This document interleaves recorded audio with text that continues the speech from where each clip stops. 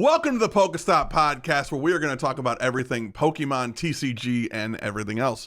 I am your host, Zach Prah, joined today by my co-host, Thad Weyand. Thad, how are you doing today? Zach, I'm doing great. How are you? That is wonderful to see. That is wonderful to hear, Thad. It is wonderful to see your face, as always. Everybody, this is our first episode of the PokeStop podcast, and like we will with every episode coming in the future, we're going to talk about how our weeks were, and honestly, mine was pretty fire, but Thad, I'm going to let you go first, because I feel like you can't top what I did this week. No, I can't. So we're going to start at the bottom and work our way to the top. I worked a lot this week. That's what I do primarily. And then didn't go to league this week because I had to work. So could not run that. But you did a great job running it, I'm sure. There were so many people there. Outside of that, got some testing in for San Antonio, down at our locals. And then outside of that, not a whole heck of a lot. So why don't you take the reins? You know, Thad, I did run the locals. I ran it so well, I got first place. And then I bought a Prismatic ETB, my fourth one. I've opened 4 Prismatic ETBs, and every one of them has been just as good as the first one when I pulled nothing. So that has been really cool. But this past weekend, I did go to 2 league challenges, got first in one for challenge win number 6. I am the Grinch who stole the points of Ohio. I am the worst. I think honestly, I've Grinched more points than most players have earned at this point. Like I've got to be over 100 points that I have just straight up thrown in the trash. So I'm doing really good. Right. I'm doing wonderful. Honestly, like one guy got a little mad at me at a challenge last weekend that I ended up winning. And like, I was just like, cause like I went to a cup, right? And I won the cup. And like, it was my 5th cup win. So I literally got nothing for it besides the prizing I got for winning. So there were no points at all.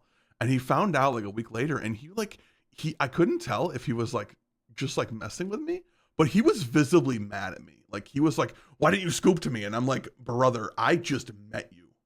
I don't know who you are, so like I'm not scooping to you. I'm sorry, but like you've got to win your cups just like I did." Yeah. I don't know. But moving on, Thad, from our locals this week. We did have also this past weekend, we had the Prismatic Evolutions release, which I don't know if you know this or not, but it went very, very opposite of smooth. Like, holy cow. Polar opposite, actually. If you could. Yeah. Like I would say, like if as smooth as like those like pebbles that are very smooth because the water has been running over them for like centuries and centuries, and they're very smooth. They're very, very smooth to the touch. This is essentially a 3D printed like pyramid. It is so rough. It went very poorly, I think, for a lot of people. I don't know anyone who got as much product as they wanted without having to pay like 3 times MSRP. Yeah, an exorbitant amount of money. Yeah, like it was insane. Which is crazy. I think I ended up opening the night of the release. I opened 2 ETBs, a poster collection, a binder collection, and 5 loose packs. And I won an ETB. A local shop gave me a really good deal just because like I help run their league and I help them do events sometimes. I think I ended up opening $400 worth of product, and I think I pulled like $120 worth of value. And I think I was actually one of the ones who got better pulls, which is absolutely insane for this set. For as much as it is and as bad as the pull rates are, it's crazy. Yeah, it's a set that I will buy at MSRP and only at MSRP. And if I can't find it ever again, I don't care. Yeah, I know Pokemon said like they're going to try to do a reprint so people can open the set. But like at this point, like seeing also all the prices of cards that staples in this game, Earthen Vessel, Prime Catcher, Professor Sada, all these cards that have been staples in the Pokemon trading card game, to see them hit the absolute floor. I think Vessels have gone down from $4 to 50 cents. Prime Catchers went down from I think around $10. pre-release to now you can get the Prismatic Evolutions Prime Catcher for like 50, like $1. Like, I think it's great for players to see all these staple cards just hit absolute floors. I think it makes the ability to play Pokemon at a very high competitive deck level makes it way cheaper. I think it's going to make the game more appealing to new players and to like maybe players who are taking a break, players who are like from other games like Magic, the one that starts with a Y that I'm not going to ever say. You know, it allows other players to come into the game at a lower cost point, which I think overall does make the game better. No, I 100% agree. And I mean, like, to your point, I think it's absolutely insane. I mean, I'm just looking at Earthen Vessels right now. Like, when you look at the Paradox Rift version of Earthen Vessel, you know, that just the min rarity, like peaked at almost $10. Yeah. For market price. And now, now you're looking at prices from Paradox for $1, but the whatever the set is, why is it blanking? Why am I blanking? Prismatic Evolutions. Yes, the Prismatic Evolutions one is 50 cents. Yeah, that's crazy. I mean, it's absolutely insane. And I remember, I mean, like, a month ago, we were talking about how you found Earthen Vessels in someone's bulk bin, and you paid like $1 for them, and they were going for like $4 4 weeks ago. And now that price has gone down by, I don't know, what is that, like 400%? Yes. I mean, just they've absolutely bottomed out, like, which I think is honestly really good for players, and I love it. I'm sure, like, you know, your local shop owner is probably not happy about it because they've, you know, they're trying to make money, and I get that, and I'm not going to hate on any shop who's like selling product for market value. That's fine. Like, I get it. Like, you've got to, like, you know, you don't pay bills on good vibes. But like, honestly, like, Pokemon knew this was going to be an issue, right? Like, we knew this was going to be a problem. And like, just to see absolutely not enough product even get put out. And I actually was talking at Monday at my locals, I was talking to a player who said he was there when the Pokemon distributor was stocking a Walmart shelf, and there were 6 of each product for the entire store. So if every store is only getting 6 of each, and I guess there were like 6 of them there, so everyone just took 1 of each, and that's the entire stock was gone in literally the moment he said, okay, go grab it. In an instant, it was all gone. And that to me is insane. Like, that to me honestly kind of just falls entirely on Pokemon.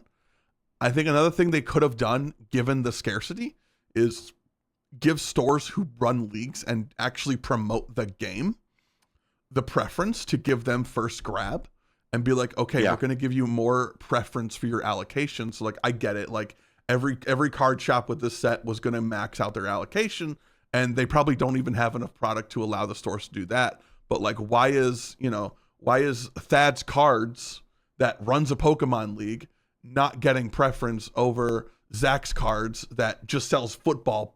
You know, I just sell Topps packs for sports. Why is that shop not getting the preference? To me, is one of the first questions I would be asking. Yeah, and I mean, I think the issue is widespread. Where, I mean, I know where, like, the league that I run at our local shop, he put an order in for the max quality that he possibly could, or the max quantity he possibly could, and I think he tried to order like 400 cases, and they delivered 150. Yeah, and like, that's insane. And like, I think it's more of we're in a weird time right now where like they need to ramp up production for the next major set while also deliver a very highly anticipated set. And so the print run had to be short because of the amount of time that they had to get all of it done set over set. Sure. Because I mean, if you think this is bad, Journey Together is going to be just as worse. It's going to be so much worse. I mean, we've been having these issues for, I feel like since like Shrouded Fable, and probably even before. Yeah, I mean, I think that it really started with Shrouded Fable, where like it was a little bit tough at first to get like, sealed product, and then and over time it sort of corrected itself. There wasn't really like a run to the market with it. But then Surging Sparks was just like it hit the fan with Surging Sparks. Yeah, and part of me wonders if it's just an issue of, in the last couple sets we've had heavy chase cards. We had the Pikachus and Surging Sparks. Now we have all the evolutions in this set. So maybe it's a thing where like it's just a very highly collectible card as the chase card, and that's bringing out all the I'm gonna call them the collector bros, the rip and ship TikTok people, and like not like your average like I go to League and talk about Pokemon, like the guy who's buying $1,000 of Pokemon cards every set. And I would mostly refer to them as like the Pokevestors, right? Like, yeah, for sure. Not like they're your average collector, but your guy who is buying thousands upon thousands of dollars a year of Pokemon and is going to keep it sealed, is not going to open a single pack until he can get the return on his investment that makes him and his other real estate investor buddies feel really good about themselves. Yeah, I mean, it's like crypto bro mentality, which is like, for sure, like buy in at the new fun thing that everybody else wants. And the buy low sell high thing. Yeah.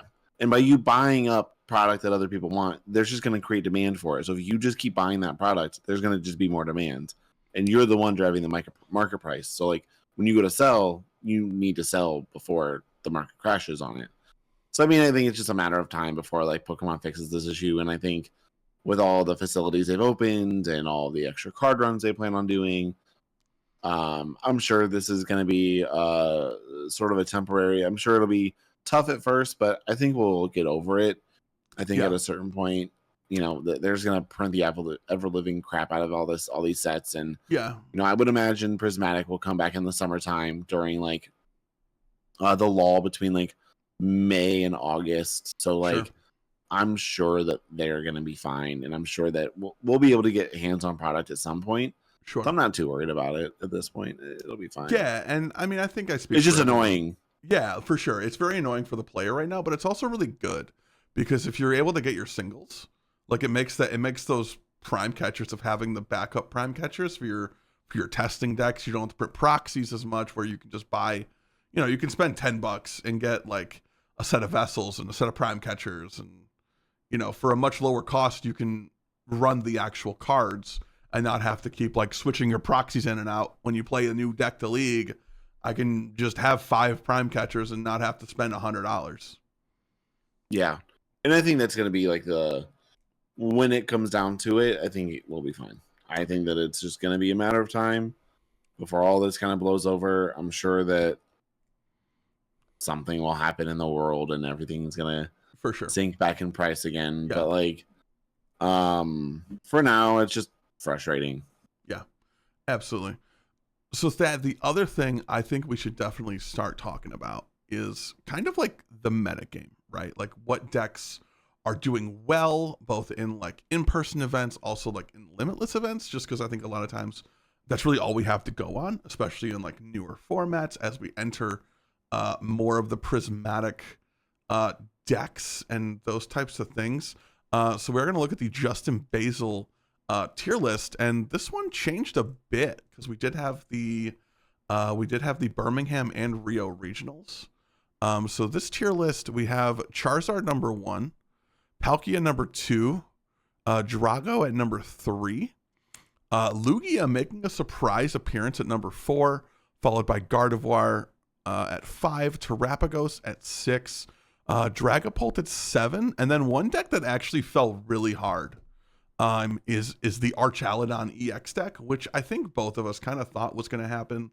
Archaludon was just kind of like the shiny new toy in the corner, and then I think once you kind of play against it and you understand its weaknesses of just only having the 220 hit points, or if they run the Dialga, you can kind of just target the Dialga, and that kind of takes the wind out of their sails a lot.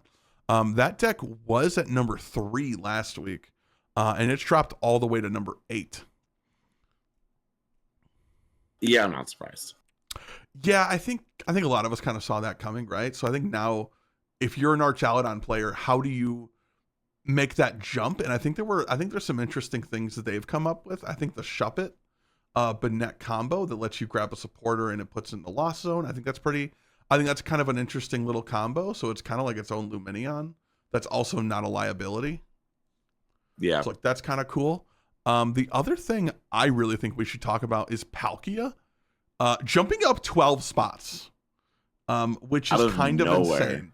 Out of nowhere. I remember we were talking last week about how I should probably test against Palkia because I kind of figure as a Bolt player, okay, just kill the Palkias. You kill the big guys, right? You kill the big guys, 2-2-2, you win the game. GG, you know? But Palkia going from, I think that's number 14, so not tier 5, I guess, to being number 2 is kind of crazy. And I think it is kind of one of those Archaludon things where it was a really good meta call for a weekend. But is it really going to be a great play overall? So that I don't know. And I think also I think Palkia being good is going to really provide an opening for Miraidon, which is a deck I think has kind of fallen on the back foot for a lot of people just because it hasn't been a big play for a lot of players. So I think Miraidon this weekend for San Antonio could be kind of a surprise play for a lot of players, especially if you've been putting that time in with Miraidon, either in past formats or in this format. Yeah, I mean, I was going to say, watch out for Jesse Parker this weekend. Yeah, I've actually known Jesse Parker for years. I remember playing with Jesse Parker at League Cups in 2018, so definitely a really great Miraidon player. Obviously had the top 4 finish at Worlds. I mean, when you think of Miraidon, you think of Jesse Parker. I think at this point he has elevated to that status to where he's you think of Roaring Moon, you think of Ross Cawthorn. All these decks that have that one guy who either established it or had an insane finish with a deck no one saw coming and was able just to rise to the occasion and really just show up. And I think Miraidon could be one of those decks because it just has a ton of raw power, right? It's an Arven deck, so it has a ton of search. And it also also is a big basic deck. So kind of just best of both worlds, especially with the Magneton coming in this set. I think that ability is crazy because it also only gives them 1 prize. So if you're 2-2-2ing anyway, the 1 prize doesn't actually matter, especially in the big basic matchups. And it can really charge up that big Raichu V attack for game. Yeah, I mean, it can come out of nowhere and put a hands just in your face. Yeah, that as well, for sure. And I think that's the power of Miraidon. It's range of attackers, right? So you have Raikou, who benefits from, it takes advantage of people overbenching. You have Raichu, which, like you said, just can nuke. It's your ace in the hole, last ditch effort. I'm just gonna nuke something out of this world. Miraidon is a good mid-range attacker all on its own. Iron Hands can clean up 2 prizers and 1 prize, and get those extra prize cards where your opponent thinks they're safe. Now they're not. And I think Miraidon going in this weekend actually has a super solid play. I think Miraidon, if they can figure out their Archaludon matchup, it's over. I agree. Yeah, I think the only issue for Miraidon in the Archaludon matchup is just because they have so many 220 or less. Archaludon can take so many knockouts on your board. Yeah. So and especially with you can't really hands them, right? Because the Duraludon has 130 HP. So I guess maybe you run the Zapdos for that matchup if you really think it's going to be that heavy of a matchup. So definitely a lot of things you would have to consider if you're a Miraidon deck. The other thing that I'm really noticing here is a couple of the big evolution decks kind of falling down the tier list here. Gardevoir jumping from number 2 to number 5. And then Dragapult going from number 4 to number 7, which is actually kind of something I thought would happen. I feel like Charizard's just the best evolution deck if you're going to play an evolution deck. Yeah. I mean, Charizard just kind of does it. It has everything, and the only thing that's up Charizard is control. And right now we're in a dead control meta. You have all these all these V stars are coming literally out of the woodworks, right? Yeah. Like if you look at the top 8, you have Astral Radiance, Origin Form Palkia, Silver Tempest, Regidrago, Silver Tempest, Lugia, and then Archaludon plays the Dialga. So another Astral Radiance card. So like those two sets are really coming back to like, get their last hoorah. I was gonna say it's like the last dance of the V's right now. Yeah, it really is. I mean, when you look at it, it's actually kind of funny that like all these like major decks, and if you actually think about it, Regidrago not only plays Regidrago, which came out in Silver Tempest, but it plays Giratina, which also and this is the last U.S. regional in this format before rotation. The next U.S. regional will be Atlanta in April. We do have EUIC in February. We also have Vancouver in March. But not a lot of events left in this format. So if you got those V's sitting in your binder and you just want to give them one last go, I mean, that clock is ticking and it's coming soon. Like it is. Oh, yeah. We'll definitely get into it once we get closer to that format rotation. But man, there's a lot of cards to talk about what we're losing. And also some really cool stuff coming in Journey Together. So definitely as those sets get closer, we definitely will need to talk about that. But we did have 2 regionals this weekend. We had Rio with, I believe it was about 1,100 players, and then Birmingham, which had just over 2,000 players. And Birmingham, we had actually, I don't think anyone really saw the top 8 of this one coming. We had a Charizard, we had 3 Palkias, actually 2 Charizards, 3 Palkias. We even had a Lugia, and only 2 Regidragos. I mean, that seems fair. Yeah, I think like the last few regionals I've noticed just a heavy Drago presence. And I mean, Dragos just kind of cannibalize themselves once they start getting to the top tables, Mm-hmm. I was going to say, do you think this is more of a Dragos hitting mirrors, or do you think this is more of people building decks that can beat Drago? Well, it's tough. I don't think, and this is going to be controversial. I think that Palkia it was a meta call at best. I don't think it's and I think the people playing Palkia, if I am correct, and I believe one of them tweeting about, I think it was Jonathan, that's literally all they've played for like the last like 5 months. Okay. Is just straight Palkia, the Jonathan Sharpling who finished second. Yeah. That's literally all they've played. So like, I think you have like a group of people who may have been on this archetype for quite a long time, and now all of a sudden this is like the format that it's finally good in. Yeah. It's just able to take advantage of like the lack of mana fee in these setup decks. Everyone's cutting it. So like the Radiant Greninja just goes so hard. It does make me wonder. Do you think that these big evolution decks bring back the mana fee? I think if you're going to San Antonio this weekend, you better find a slot for that mana fee. Yeah, I always thought that was kind of crazy to cut them, just because of, if anything, just because of Drago, just because like you keep the Drago honest and make them have to find the Prime Catcher canceling Cologne, Gust combo just to hit the Kyurem. Yeah. You make them work for it. I mean, they can get it right. Like they live out of their discards. Yeah, I mean, it's Drago. They go through the whole deck in 2 turns anyway. So it's like, yeah, a lot of times, like if they got it, they got it. Yeah, and if you see they discard like they haven't used their V-Star and they discard like a Prime Catcher canceling Cologne early, you just kind of scoop and you say, all right, sign this up, I go next. For sure. Yeah. So like I mean, at a certain point, like the deck is gonna get there, but like, I think not respecting that play at all is crazy, especially the fact that, like I said, we still have Radiant Greninja around, and that is a non-zero, and it is a very relevant attacker in like 4 different archetypes right now. Mm-hmm. Yeah, absolutely. The other thing I'm noticing here is not a lot of control in Birmingham. There were in the top 16. There was a Pidgeot control and a Snorlax, and then Yes. after that, and I think those are two control players who are very good with control.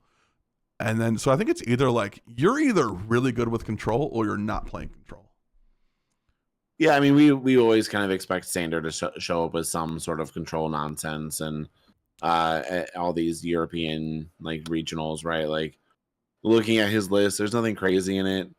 I think the funny thing is the Paldean Tauros, which is really funny because it's just like that is like the anti-Zard play. Yeah. It's a very funny, I think, kind of an interesting list. A lot of one-ofs, a lot of crazy things going on, but and again, just like play against control, you kind of know what to expect, and yeah, it's going to be very annoying.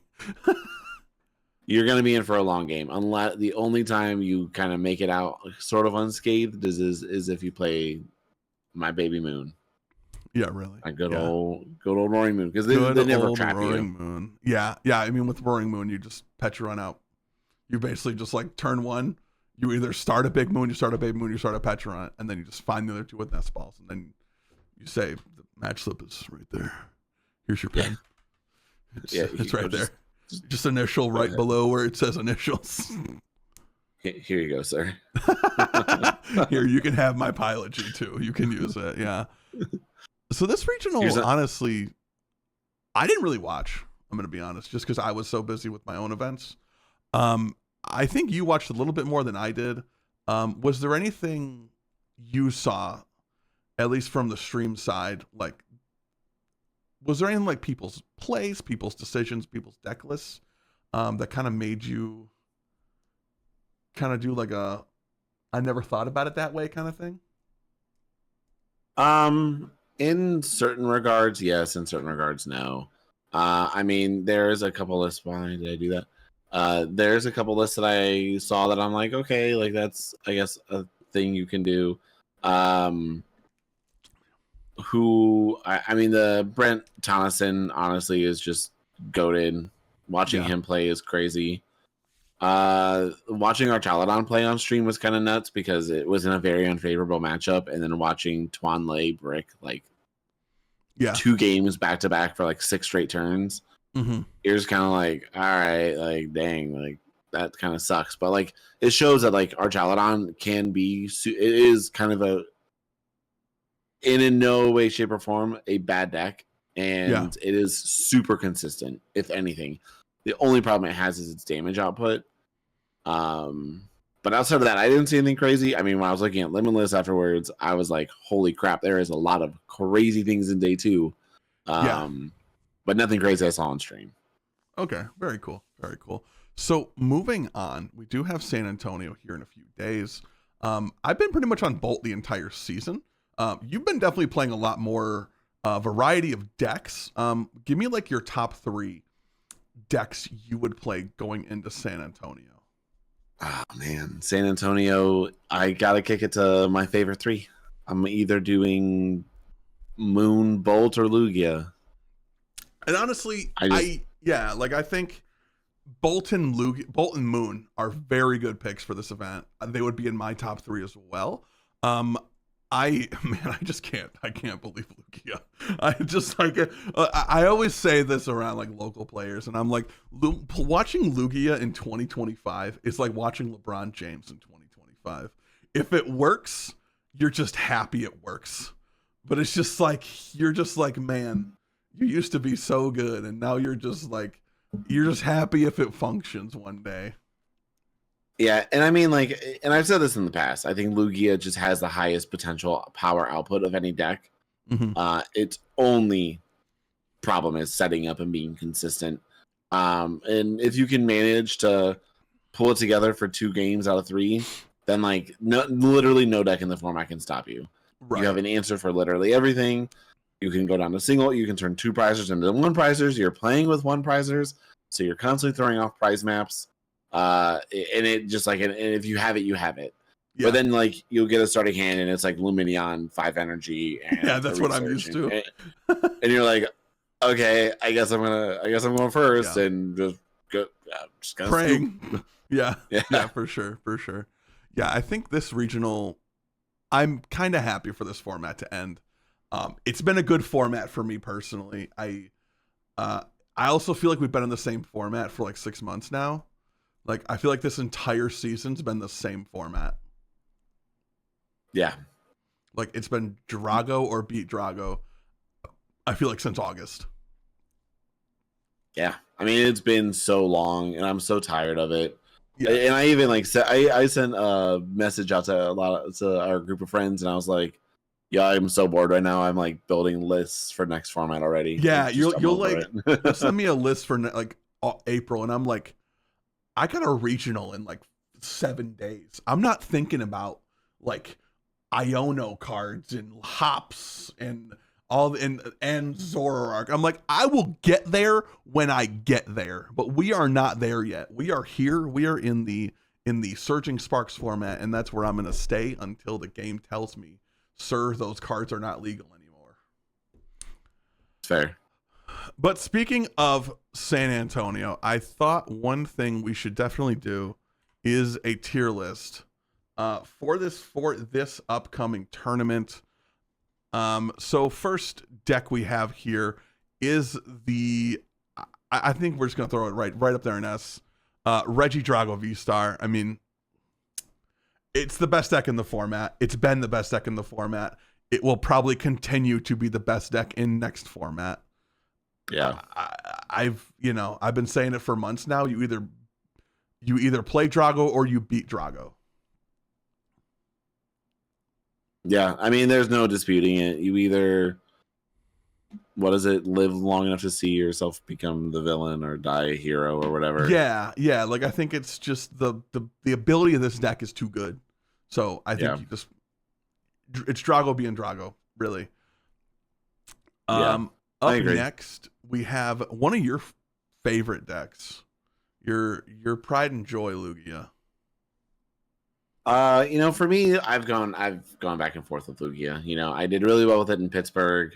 Love it. It's so fun to play when it works, but when it doesn't work, you're kind of like, man, these 60 cards would look really good in the trash can. I would put Lugia in B tier, and that's strictly because I feel it is a good play for this weekend. I think it gets better in the Prismatic format. Okay. And I think people are just really excited for the Prismatic format, so they'll like get a little bit of like get the jitters and play it. But I think that overall, it's just a lack of consistency and really inability to make a comeback late in the game. Mm-hmm. I think you can't put it in A tier at that point. It's not quite C tier. I'm a B tier.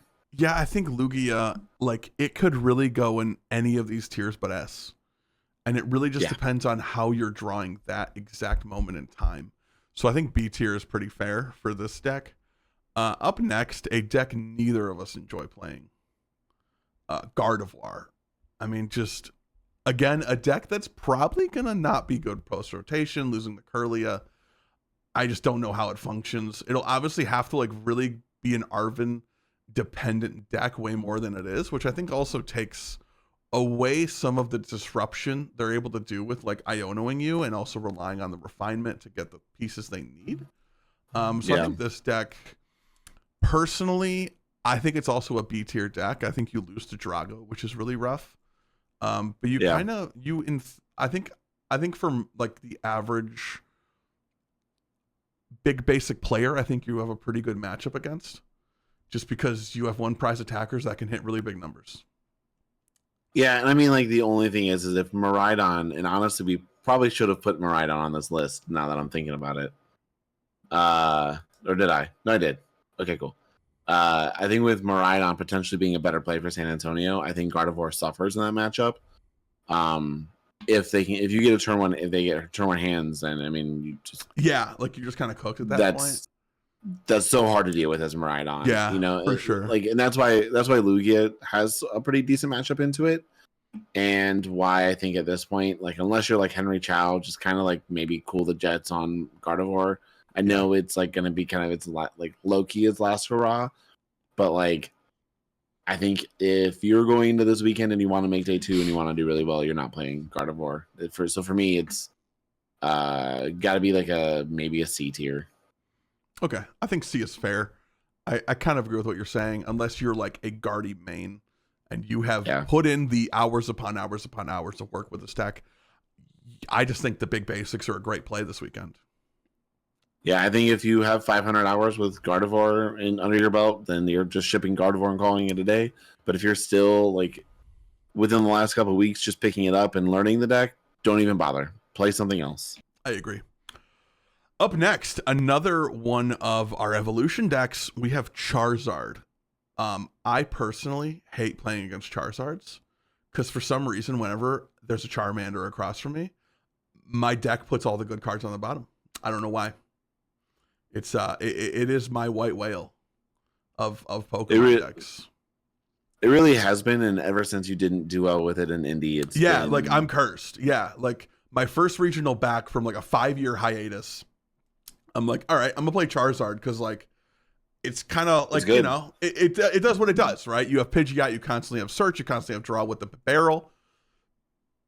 I just drew really badly that day. I think I buddy pop in turn 1. Like I think I played 3 in like 20 games of Pokemon. So like just sad. I can't do anything when I can't find things.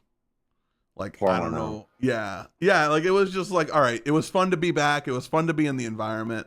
And it honestly just put like that fire back in me. It was like, all right, let's go. Let's get in the lab and figure something out.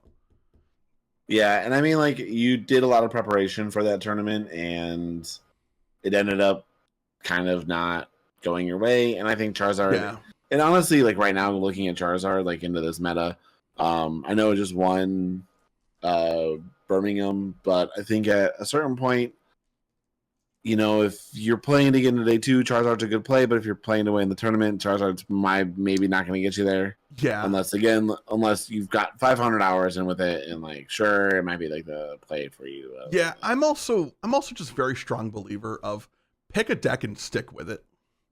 And I think we see that with a lot of top players. I mean, Brent Tonnisson's been on Drago for basically the entire season. I'm going to butcher the absolute living crap out of his name, so I'm not even going to try. But the guy who won Birmingham, I think he got to finals in, I don't remember the name of it, but it was another regional earlier in the format. Oh, he got Stuttgart. That's what it was. So I think that's another case where that's a player who picked a good deck and just knows every in and out of every matchup, knows exactly what he wants to do. Like, dude could probably sleep and play a game of Charizard as optimally as anybody. Yeah. I think B tier for this deck is good just because it has so many ways to do things. Like, it has so many one-ofs that allow it just to manipulate the prize trade as well with the Dusknoirs, with Briar, like just the ability to give yourself more damage output to take those knockouts when you need it. Yeah, I could see a high B or low A. I'd agree with that. I think the top of B is probably where I would stick it. Yeah, that's fair. Up next, a deck that kind of came into its own this format is the Cloth deck with all of the Vs, the Oranguru, all those different cards. This deck, I think, was a really good play for like 1 or 2 events. And outside of that, it has just not done well. Yeah, I mean, the Latam players tend to really gravitate towards it. And we may see a good influx of them in Texas. But I would say D tier. Yeah, I agree with that. I think it just isn't 60 card. Yeah, I think D tier is 60 card deck you can play. Yeah, I think again, it's one of those like unless you know every in and out, it's probably just not the play. You know, which I think is kind of what we've seen with this deck is in the first couple formats in the first couple tournaments of the format where it did really well, it had a really high meta share, and then it kind of just hit the floor. Yeah, I just don't see it. It doesn't have legs. It does. It can't really. It's not adjustable gameplay. And you prize your trolley, you lose the game. So Yeah, absolutely. Yeah, for so I think D me, tier it's a no. is unfortunate for the deck, but I think it is a fair ruling on that point. Up next we have the string cheese. We have Goldango, and this deck kind of adapted to the format in a really cool way. We saw the Toga Kiss with the Wonder Kiss ability, letting you draw another prize if you're lucky and hit that heads. It also started running the Energy Search Pro, kind of letting you just get that early Yeah. knockout, which I think is where this deck struggled a lot in previous formats, where it just wasn't able to build that hand. You weren't set up enough. But I think the Energy Search Pro really gives it a really nice edge. But again, another deck that if you kind of prize the ace spec or you can't find the ace spec, you're kind of cooked. Yeah, and that's why I think Goldango at best is like I would say C tier. It's good because you're a stage 1 deck, so you do require a turn of setup. But going first with it is really dangerous if you're for your opponent, because if you get set up, if you can slap down 2 or 3 Goldengos after Yeah. like going into your second turn, you're drawing so many cards. You're gonna see half your deck in 2 turns. Yeah. So I think it's always going to be a decent play. I think it's somewhat tough to play against if you're not super versed in the matchup. So yeah, I would say maybe like a C tier, something around that. Like you have to set up, you have to do your thing, and if you do, you have unlimited power potential, but you're a little bit maybe less consistent and a little bit more prone to disruption. Yeah, I agree. I think C tier is a fair place for this deck to live. And I think it's a fun deck. I don't know if it's a competitive deck. It can be. Yeah, like I don't know. I think if you hit the right stuff, cool. If not, it's just I think you're decent. You're decent into all the big basics that aren't into Miraidon, because Miraidon can set up a hands. So yeah, for sure. Up next we have Dragapult. And this deck also kind of got some new friends here. Not really new, but like we just realized what a good pairing the Iron Thorns is with the Dragapult, just kind of giving you a free turn if you can stick something good in the active. Just being able to shut off all those big basic abilities, all those Ogerpon's, Miraidon abilities, Raikou abilities, Ogerpon's, Quackabilly, Squawkabilly, Luminion. Like there's just so many things you shut off in that early game that these big basic decks rely on to set up. Where if you can buy yourself a turn, I think that's really all you need to do in that matchup. And it just needs to be able to buy you until like, if you can Phantom Dive before they can take a knockout, I think that's really all you're trying to do. Yeah. And again, a deck that I think is really prone to disruption. You know, one bad Iono and you draw into like 3 energy, a Crispin, and something else. You're probably not playing the game at that point. Yeah. I think my big issue with the deck is you rely on a supporter that accelerates energy but doesn't have draw. Yeah. And then you're kind of relying on recon directives. And that's only 2 cards. And you only get one of them. Yeah. So like you got to really hope you're hitting the right stuff, I feel like. But this deck, I think I kind of put at the top of C. Yeah, I can see it at the top of C for sure. All right. Up next, we have the Terapagos deck. I think this deck is kind of similar to Charizard in a way that it can really manipulate the prize trade to take knockouts where it needs, when it needs, especially with using the Dusknoir. It has Noctowls now. I've even seen a few running Pidgeot for that quick search ability. This deck is like, I think it's really hard to play well. Yeah, and I think you have to be like a Tord level player to like. Yeah, I think you need to really be at that upper echelon to really have success with it. Because I know I played Gabriel Fernandez in the top 8 of one of the late night Limitless tournaments, and like watching him play that deck, it was really impressive. just to see him like navigate this matchup with basically like flawlessly to perfection. And like it made me kind of worry about the matchup, but then like I remembered like I played a few in Louisville with Bolt, and I was like, oh, I didn't lose a game. So I think it's one of those decks where like if you are that upper level and you've put in the time and you understand every in and out of the deck, it's a really good play.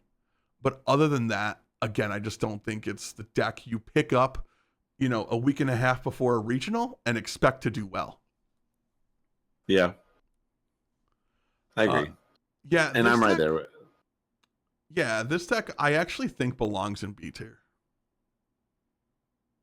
I can see it in B tier. That's for sure. And I mean, like, this is not the bottom the of Palkia variants. Correct. Yeah, this is just like the Terapagos Dusknoir. Yeah. All right. Up next, we have a deck that just came out. The Archaludon EX Bridges. This deck, I'm going to get some hate for. I think it's a D tier deck. I don't think it's that good. I was going to say D tier. I think you just take away the support and they just kind of crumble, right? Like if they play Dialga, you kill the Dialga. If they play the Banette version, you kill the Shuppet. If they don't play either of them as a Bolt player, I'm going for my Sandy Shocks. We're going to do some Burning Turbulence. We're putting 120. We're doing burn. We're taking knockouts. We're not letting you hit that Fez. I think you really struggle against the big basics. Yeah, I think the only big basic you don't really struggle against, I think, is Moon. I think that deck gives Moon a really hard time. Just being able to respond with single prizer for 30 is really annoying.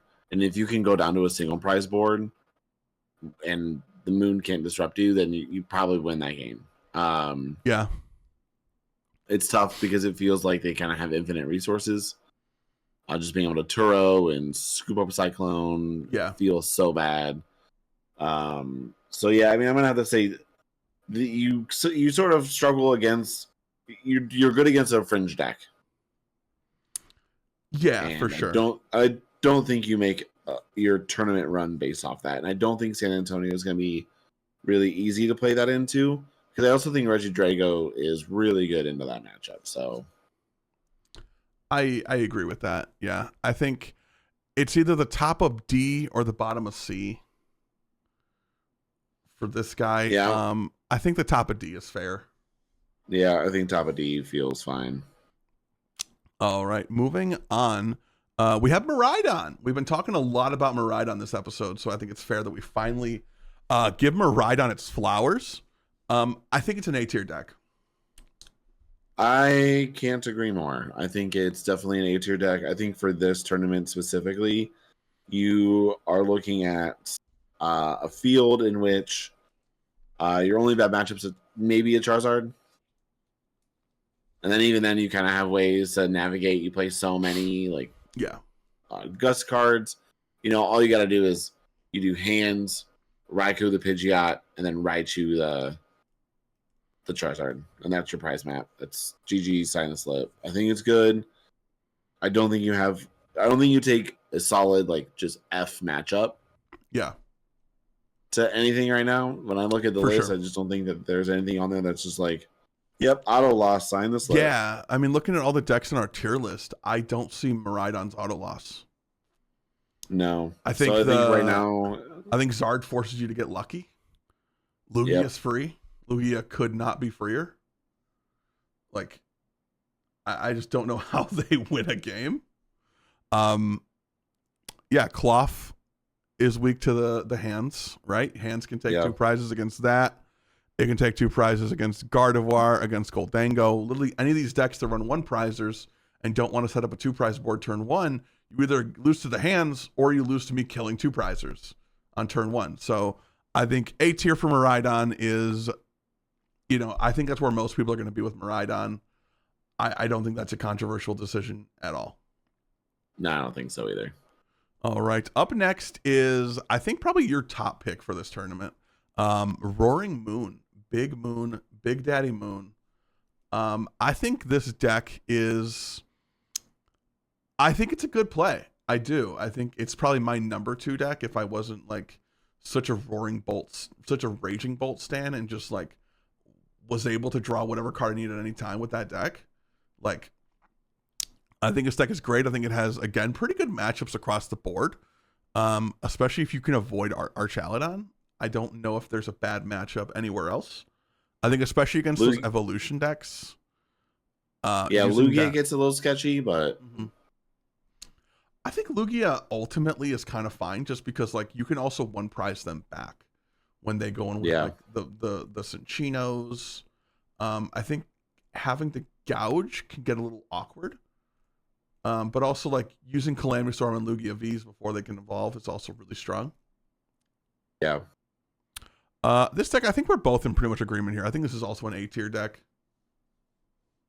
I would almost go A. I'm willing to hear an argument for B, but I can go A. I think it's the bottom of A.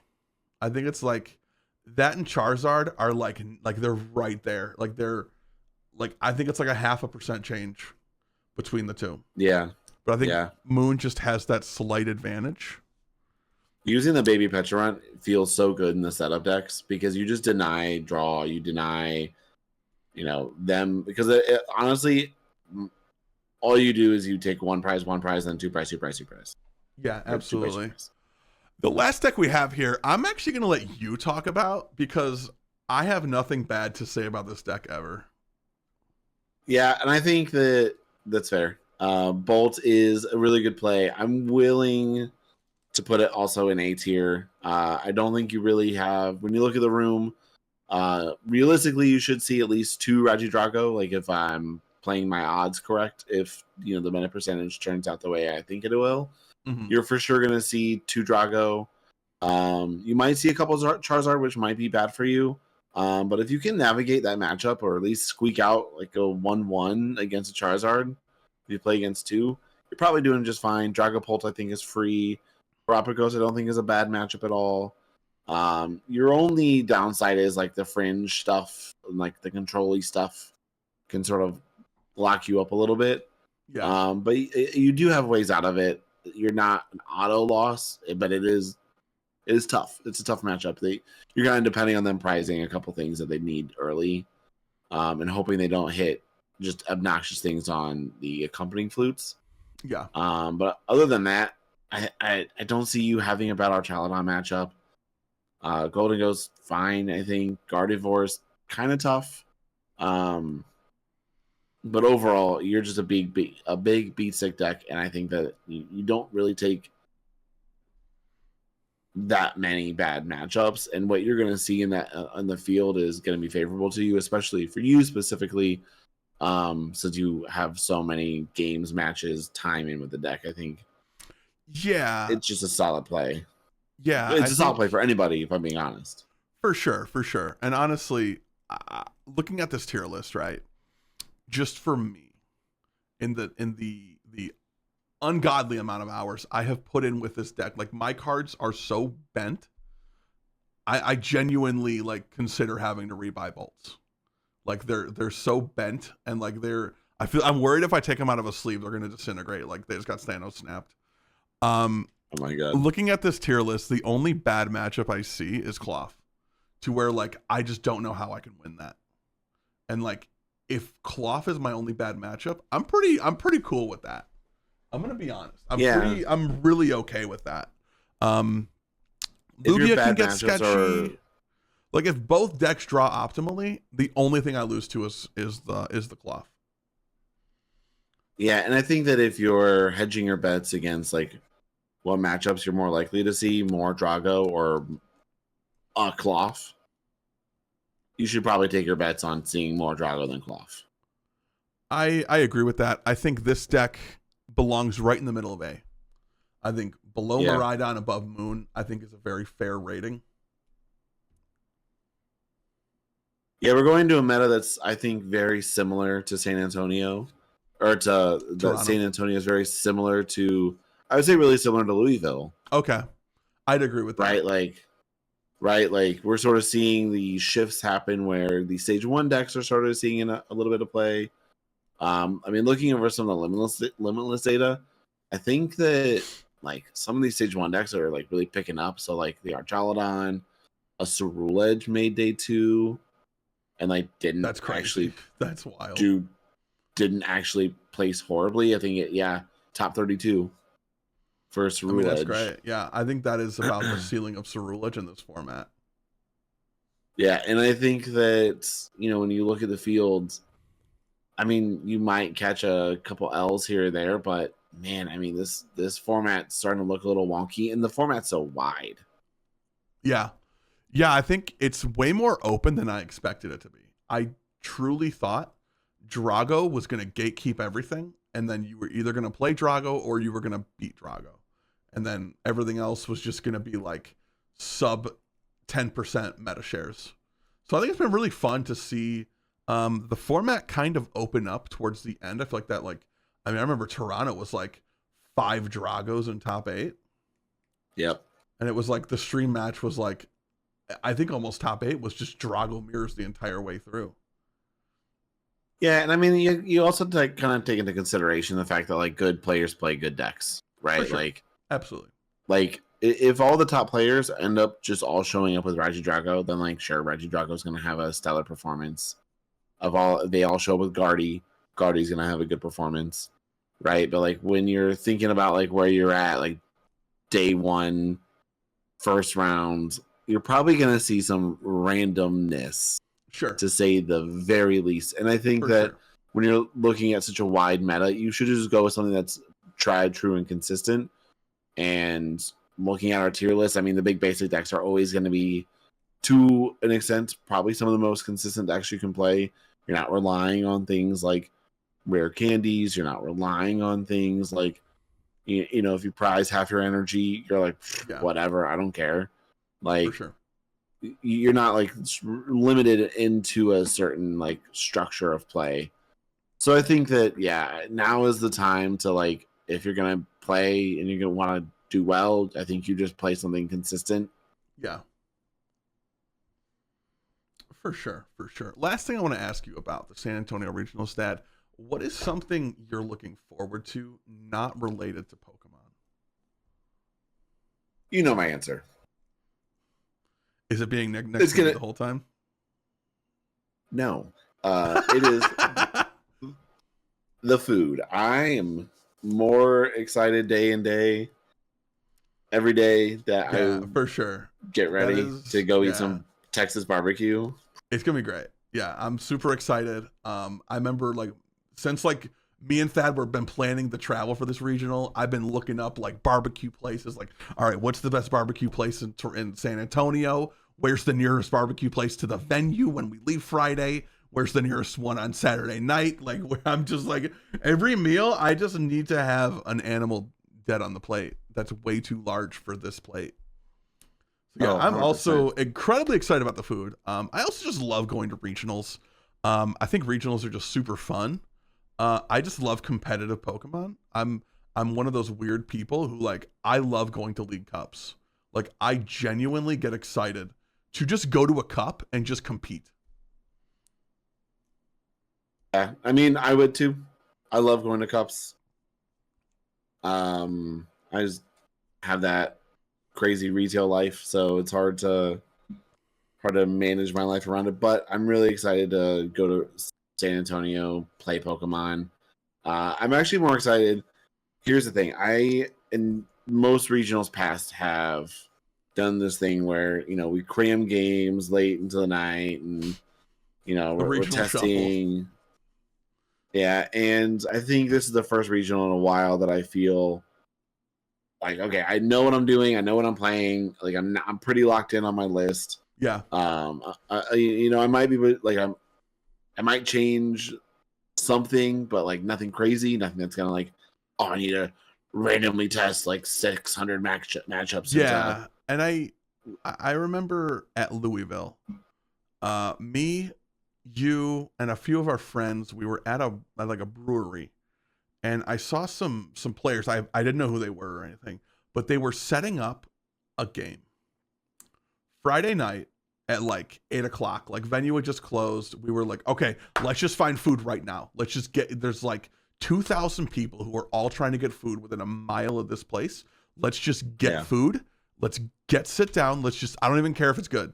I just need to get food. And then I want to go to the hotel. I want to shower. I want to relax, get ready for the event.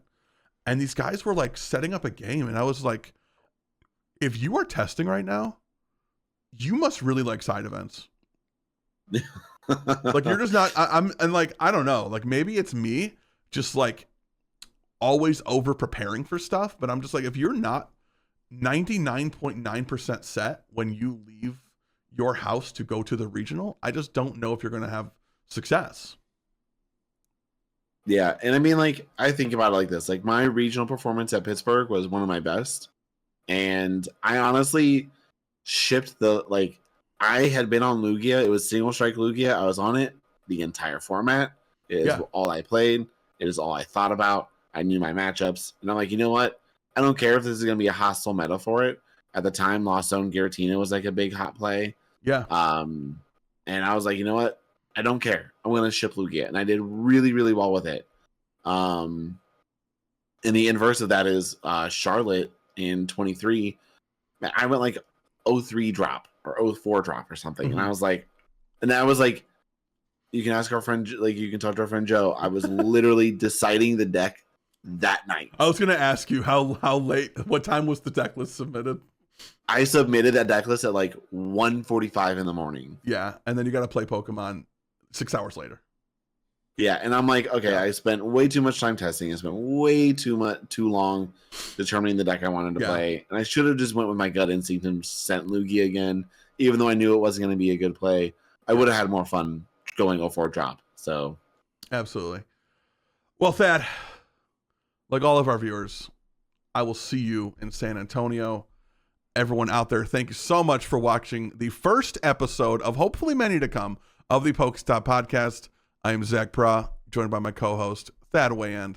Thank you so much for watching. Make sure to like, subscribe, do all the things down in the description below. We'll post all of our socials where you can find us and all that kind of stuff. And if we do see us in San Antonio, please say hello. And we will see y'all on the next episode. Thank you so much. Later.